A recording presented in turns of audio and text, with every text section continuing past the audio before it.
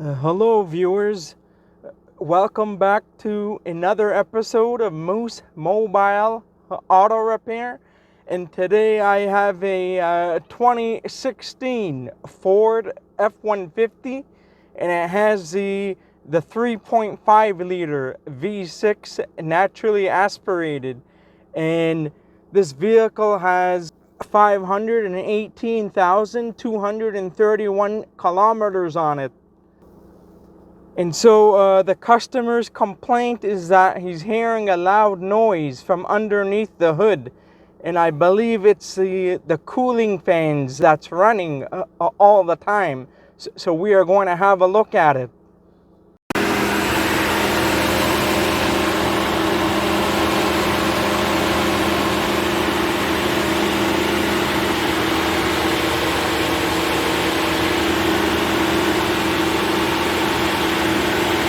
So it's pretty loud here. And I'm going to have a look at the fuse block and see if the relay contacts are being stuck in the closed position all the time, to see if because the cooling fans, they stay on all the time. So I'm having a look on the scan tool here to see if there's any trouble codes that's causing the radiator fans to stay on high all the time.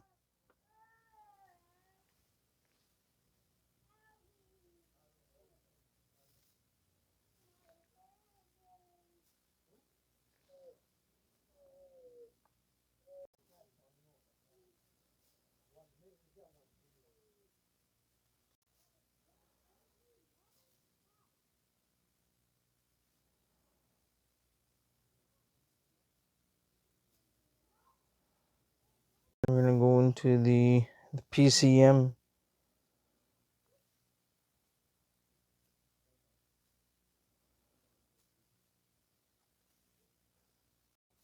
Read fault code, retrieve CMDTCs, and there's nothing. I'm suspecting possible issue with the AC system, maybe, because the AC high pressure line may be extremely high, causing the fans to stay on all the time. So we're gonna have a look at that.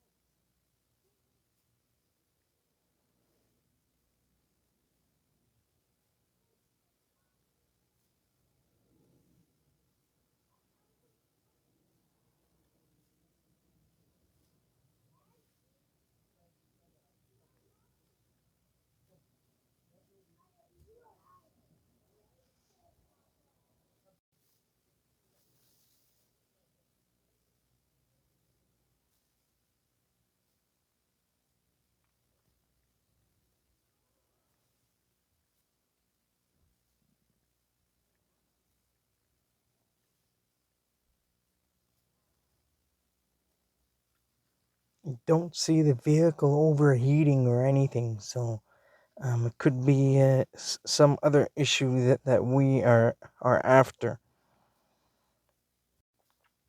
So here it says air conditioning pressure sensor 1964 kilopascals. I don't know how much psi that is.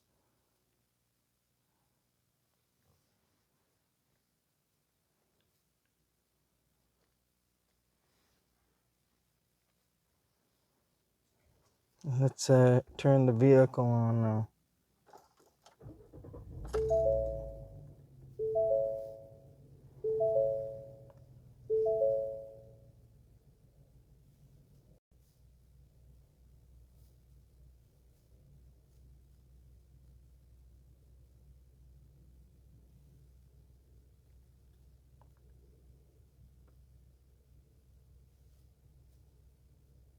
So right now the radiator fans are not on. They are off at the moment.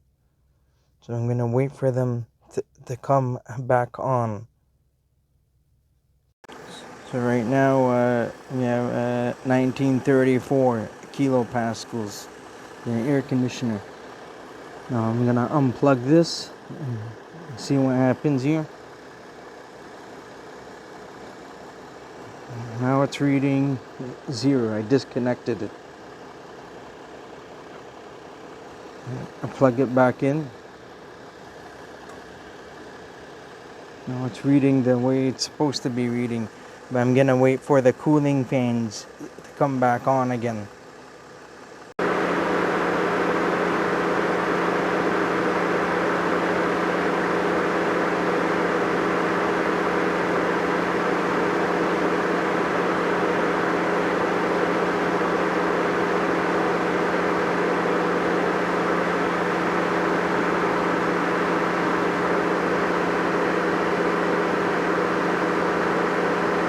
So I turned the defroster and the air conditioner on, and the pressure jumped to about 3,000 kilopascals. So now I'm gonna turn the AC off and see if this is related to the AC or not, and see if the pressure drops.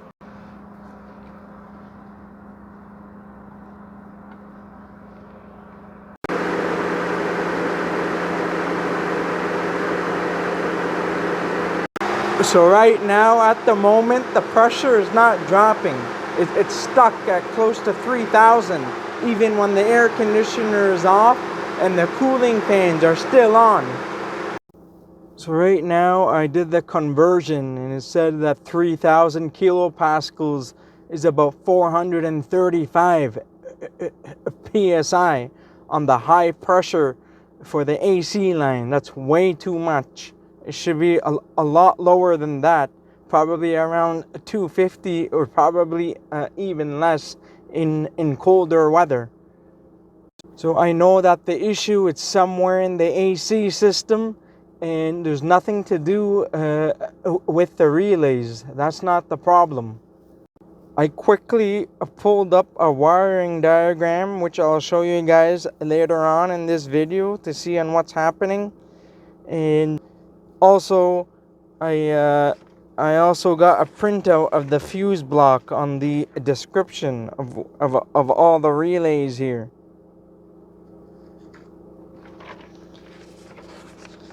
And so I had a look here. It said there are 3 relays that's controlling the cooling fans. There's the engine cooling fan relay 1, 2, and 3. And it's controlled by the PCM, which is energized, and it's hot at all times and controlled by the PCM.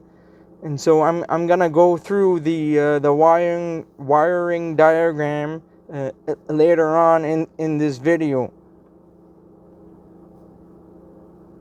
I hooked up the AC gauges. The high side is reading 350 psi.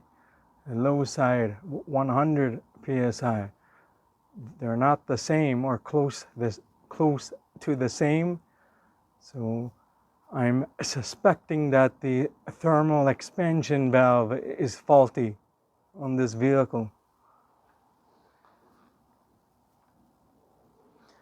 The expansion valve will probably need to be replaced, and we probably have to do an evacuate and recharge on the system. So earlier I was saying that because the high pressure was extremely high and the cooling fans were running on high speed all the time, so that's going to cause problems.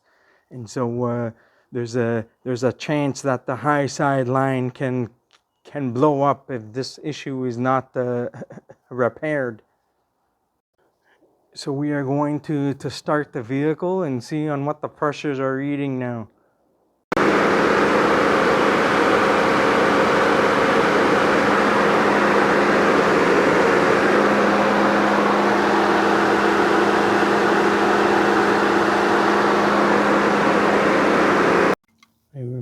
high pressure side, and it's bubbling inside.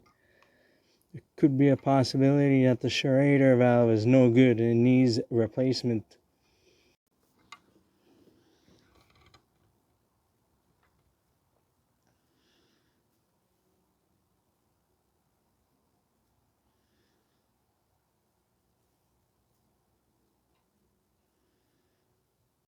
So on this Ford truck, I'm probably going to call a new thermal expansion valve and replace the high pressure Schrader valve because it's still bubbling after I remove the service hoses, and I'm probably going to replace both the low and the high pressure, and do a evacuate and recharge of the system.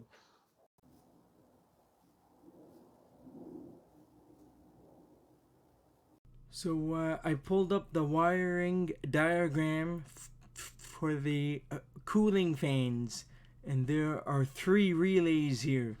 So engine cooling fan relay 1, 2, and 3. So there are 3 of them. So when you look here, this fuse block is beside the battery at on the passenger side, on where the battery is. Says right here, battery junction box, right rear of engine compartment. So as we look here, you see that that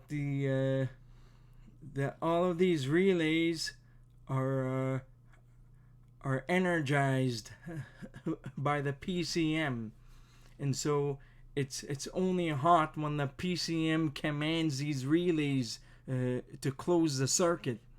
And so when you look here, it said hot at all times, going through fuse number 33, which is a 50 amp fuse. So this is always receiving power even when the vehicle is off, and even when the ignition is off and the key is out.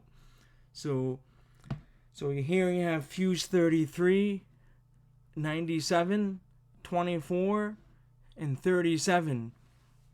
So I'm not gonna go through this entire wiring diagram, just on what we are talking about here.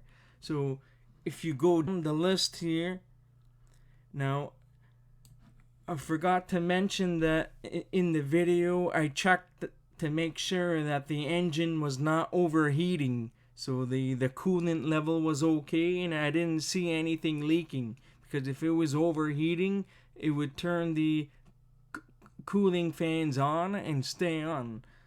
Anyhow, so as I go down here in the wiring diagram, right here, you see air conditioning pressure transducer right front of engine compartment. There's the sensor for the high side. So this is the pressure switch for the high side of the AC system. So when you look at this here, it's a 3-wire sensor. So you see on pin 1 is the yellow violet wire, and that's going to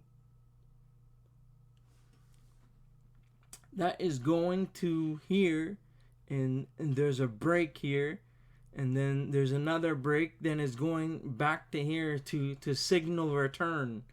And this is the PCM, powertrain control module. And then when you go to pin 2, the violet orange wire is going here all the way to here for ACPT, which is air conditioning pressure transducer, and that's also controlled by the PCM. And then on pin 3 you have the yellow and green wire, which is also going to the PCM, is the 5-volt reference wire. So this checks for voltage from 0 to 5 volts. And if I'm not mistaken, in the video I saw something like 2.71 volts, and then it went up from there as the pressure increased. So I see a bunch of stuff here. I'm not gonna go through all of them, but I see here how the computer communicates through the high-speed CAN bus. So there's positive and there's the negative. It goes through the computer data lines system. You hop over to here, the instrument panel cluster. The whatever is happening here with the PCM will be communicated through here, through the instrument cluster. But that's if there's a problem, such as if, say, the engine is overheating, it will probably send a warning lamp or a message through the instrument cluster here, communicated through the high-speed CAN bus. And because the engine is not overheating, so it's not going to send any warning lamps or messages to the instrument cluster at the moment. But say that you have the ECT, engine coolant temperature sensor. If you follow that, which is the yellow wire on pin 47, goes through the engine coolant temperature sensor. There's a resistor here. It goes through here, through the yellow and green wire, and then there's a break in the wiring here, and depending on where you go, there's another sensor for cylinder head temperature sensor as well. I believe that's mainly on Ford vehicles for the cylinder head temperature sensor. I've never seen them on other vehicles. So anyhow, it goes through another resistor here, pin 1, blue and gray, and back to the PCM for CHT. Not sure on what CHT is, but anyhow, that's just the overview of how the system works. So anyhow, somehow that the computer sees the 5 volt reference. So the sensor will send the 5 volt reference to the PCM, and the PCM controls on what it needs to do. So I would have to check the description and operation on what the threshold levels are for the certain voltage. So it would go into the 5 volt reference, and somehow it will be communicated off the LIN bus here. This is the 3.5 liter engine. So this will go through, I believe that's number 74, and then it would go through the white and green wire here. So if you follow that, that's gonna go back up here, and there is a break here. But this is just the regular 3.5 liter engine. It's the naturally aspirated. It's not the EcoBoost twin turbo. So this is only for the EcoBoost engines, for the lower active grill shutter, and on this side active grill shutter. This one is for the 3.5 and the 5 liter. So this the white and green wire here. So there's a break here, and it would go through here, and this is the active grill shutter, pin 2 on the LIN bus, and this would go through the power, which is the gray wire, through here, and there's a break in the system here. So you go all the way up here, running through the fuse 97, all the way down here.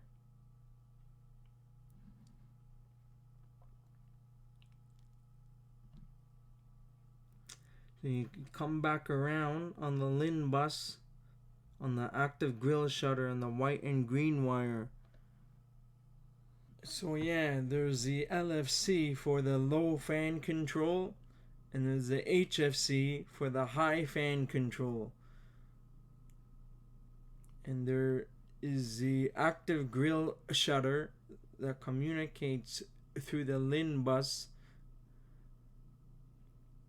So if you go here, high fan control and low fan control. So let's go for the high fan control, which is the number 10 here. It's the white and blue wire, and you go up here, and for the high fan control, for the high speed, they would go through relay number 2 and 3 for high speed, because it's the blue and the blue and the white wire here. So this would go through the relay, and then it would go through the circuit here, and this guy here would close the circuit on the control side of the relay to activate the cooling fan. And this would be the same thing here. It would go through the relay on the control side and close the circuit. So once it closes the circuit here on the control side, this is I see a ground here. It said right front of engine compartment. So these two relays are responsible for the high speed. Once it sees that the AC system pressure is too high on the high side, so the cooling fans will remain on the entire time for as long as the vehicle is running. And I know that earlier I thought that maybe it was a relay problem, but there are multiple relays here, so it's very unlikely that all of these 3 relays would be in the stuck close position, because if it was in the stuck close position, these fans would still be running even when the key is out and the engine is off. So after the relay closes on the control side, you'll see that there's a ground here, G101, right front of engine compartment. So you move on here, you see here G101 right here. So the black and gray wire, pin 2, and then there's the brown wire, pin 1, which is for the fan motor, for the engine cooling fan motor 1, behind the right side of the radiator. And now I notice that both fans are on when the AC high side pressure is very high. So that's for the motor 2, and then you have one for the motor 1, engine cooling fan motor 1, on the left side of the radiator. So that would go through the violet and gray wire, pin 1, and then the yellow and orange wire on pin 2 over here. So that's the overview on how the system works. So anyhow, we are gonna go back down here again and go to the green and blue wire for the low fan control, for the low speed. Go back up here, and it would only go through engine cooling fan relay number 1. So right here is the control side, so it would close the circuit for low speed, but this relay is not activated when it's on the high fan speed. So relays 2 and 3 are activated when this problem happens. So when I go for the description and operation for the air conditioning pressure transducer. Says the PCM monitors the discharge pressure measured by the AC pressure transducer as the refrigerant pressure changes. The resistance of the AC pressure transducer changes. It is not necessary to recover the refrigerant before removing the AC pressure transducer. So I'm in the description and operation. As you can see here, the AC pressure transducer for the high side, it communicates to the PCM, and then the PCM will take that information and decide on what to do.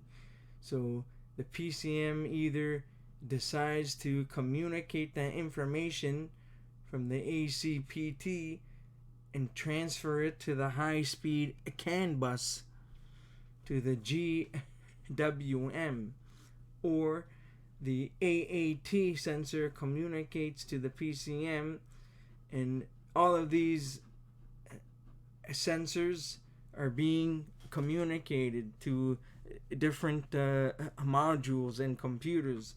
So you see here the PCM can control the AC clutch relay, and from there to energize the clutch field coil for the AC compressor. This is to turn on the AC system when it's commanded to turn on.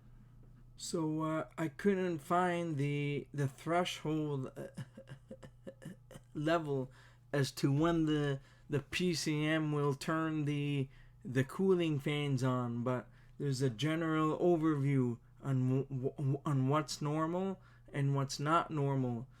And here they have like a chart here, over here, and this is the PSI. See over here, the maximum I'm seeing is about roughly 270 PSI, which is 1896 kilopascals, and should be under 275 depending on what the temperature is. So that's at 100 Fahrenheit. So when the weather is cooler, we are in Celsius here in Canada. So here is at 70 Fahrenheit, which is approximately, I believe, 22 degrees Celsius. Sorry, it's approximately 21.1 degrees Celsius. So that would be roughly around 155, 160-ish PSI on the high side. So we have various charts and graphs here that tells you on what the normal refrigerant level should be, and the pressures and the temperatures.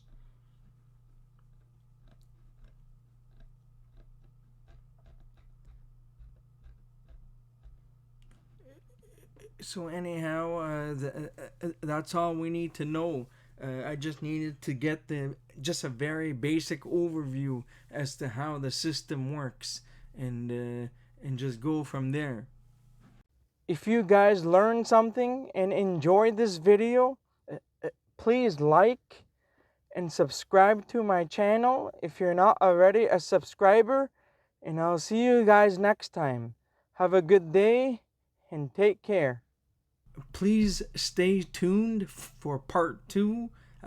I will be doing the repairs sometime later this week, and I'm hoping to replace the thermal expansion valve, and hopefully to replace the both of the valve cores for the low and the high pressure side, because the high pressure side is leaking a little bit.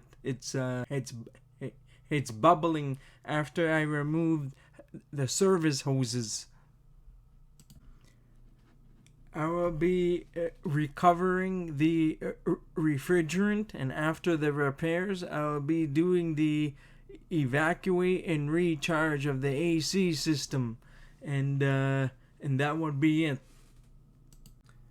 I just wanted to mention that the reason why I'm replacing the thermal expansion valve is because I suspected that there is a restriction inside it, and it is not regulating the refrigerant flow properly, and so I suspect that something is stuck, slightly closed, so it's not allowing the refrigerant to be regulated and circulated properly, and so therefore that's why the high pressure side is very high.